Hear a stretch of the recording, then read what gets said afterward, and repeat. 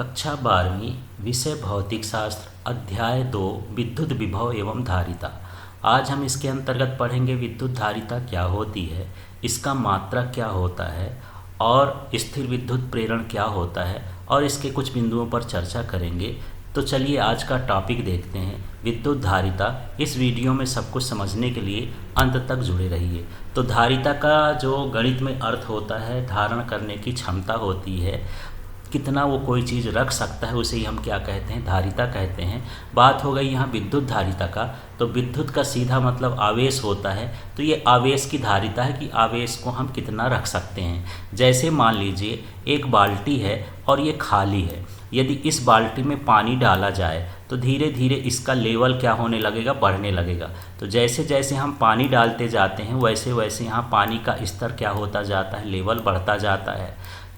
तो इसी तरह से यदि किसी चालक को आवेश दिए जाएं, तो जब आवेश देते हैं तो उसके विभव में, जैसे यहाँ पर हम स्तर की बात करें, तो उसके विभव में क्या होती जाती है, वृद्धि होती जाती है।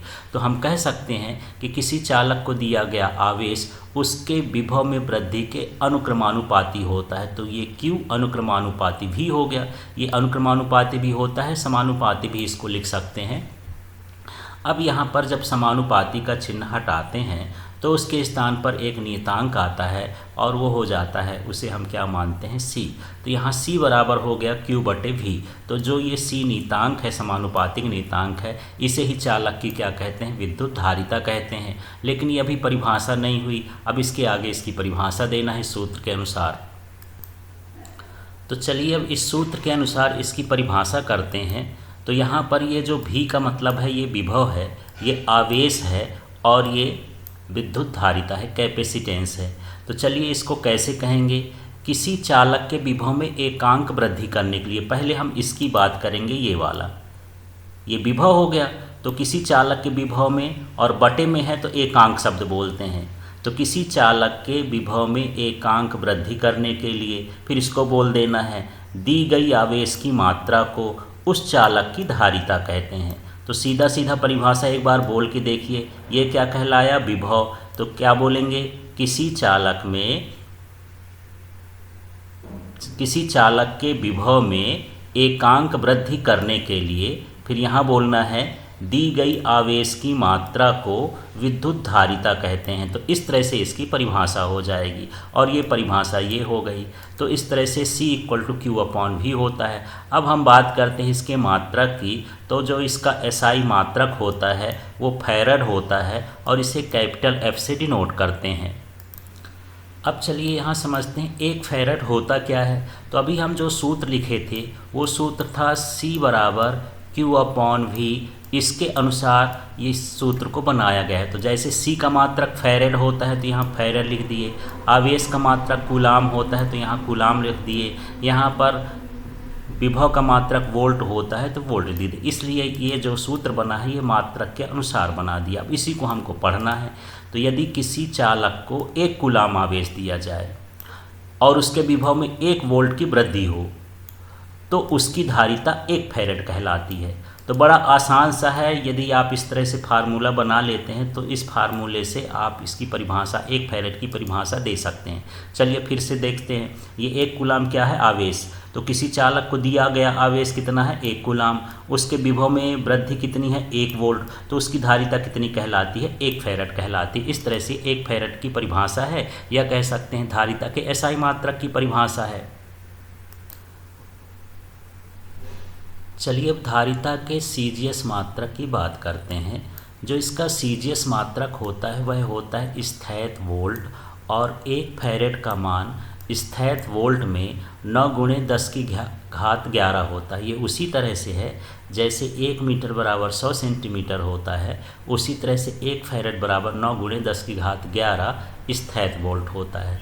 इसका व्यवहारिक मात्रक जो होता है वो माइक्रोफैरड होता है। ये जो μF लिखा है इसको माइक्रोफैरड बोलते हैं। ये 10⁻6 फैरड के बराबर होता है। माइक्रो का मतलब 10⁻6 है। यहाँ जो फैरड होता है वो धारिता का बहुत बड़ा मात्रक होता है, इसलिए इसका इस्तेमाल नहीं किया जाता है।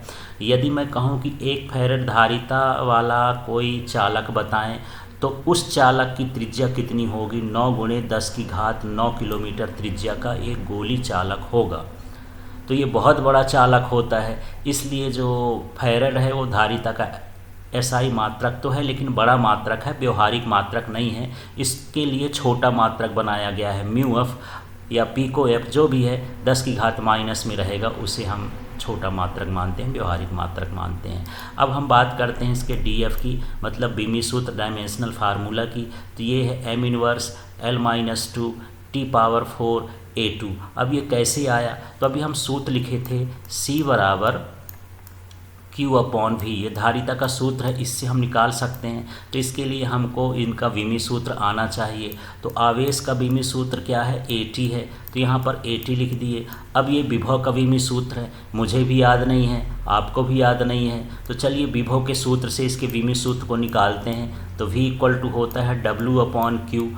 अब यहाँ पर ये जो कार्य की विमा है उसको हम लिख देंगे, ये कार्य की विमा होती mL2 T-2। इस तरह से ये कार्य की विमा हो गई। अब मैं बात करता हूँ यहाँ पर Q है, तो Q माने क्या हो गया, ये हो गया AT। तो इस तरह से ये AT लिख देंगे। अब इसको लिखेंगे तो ये हो जाएगा mL2 T। अब ये -2 था, ये T ऊपर जाएगा तो और -3 हो जाएगा, और यहाँ पर A है, A ऊपर जाके क्या हो जाएगा, ये -2 हो जाएगा। अब यहाँ A -1 हो जाएगा। अब ये चीज़ें हम इसके नीचे लिख देंगे। ये तो V का विमी सूत्र हो गया, तो V के विमी के सूत्र के नीचे V का विमी सूत्र लिख देंगे। तो ये हो जाएगा mL2 T-3 A-1। अब चलिए इसको हल करके देखते हैं। तो सबसे पहले m को देखना, तो m अभी नीचे है, जब ऊपर जाएगा तो ये हो जाएगा m⁻⁻1। इसके बाद हम l की बात करते हैं, l तो और कहीं है नहीं, जब l ये नीचे है ऊपर जाएगा तो l की पावर हो जाएगा -2। फिर इसके बाद हम t की बात करते हैं, t की पावर -3 है, ऊपर जाएगा पावर तो प्लस हो जाएगा, तो t की पावर यहाँ 3 है, एक t ऊपर है तो t की पावर ये क्या हो जाएगी, 4 हो जाएगी। इसी तरह से यहाँ पर A-1 है, ये ऊपर जाएगा तो प्लस में हो जाएगा, तो यहाँ भी a की पावर 1 होगी और ये भी a की पावर 1 हो गई, तो ये हो जाएगा A2। इस तरह से यहाँ इसका विमी सूत्र होगा।